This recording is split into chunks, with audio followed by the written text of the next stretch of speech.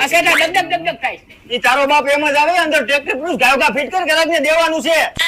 હા શેઠ. આ શેઠ ઓઇલની ખાલી ડોલ જોઈ છે, મળી જાહે? હા મળી જાય પણ 50 રૂપિયા થાય. અરે બચ્ચાની કાકી હો દેવા છે. આલ્યો. હાલો કાઢ. આ ઉભો રહ્યો, ઉભો રહ્યો. આમ જો શેઠ ગામમાં જાઉં છું, મારે કામ છે, હું ઘડીક વાર રહીને પાસે લઈ જઈશ હો. હું બહાર જાઉં છું, અહીં ધ્યાન રાખજે ગેરેજનું. કાઈ વાંધો નહીં.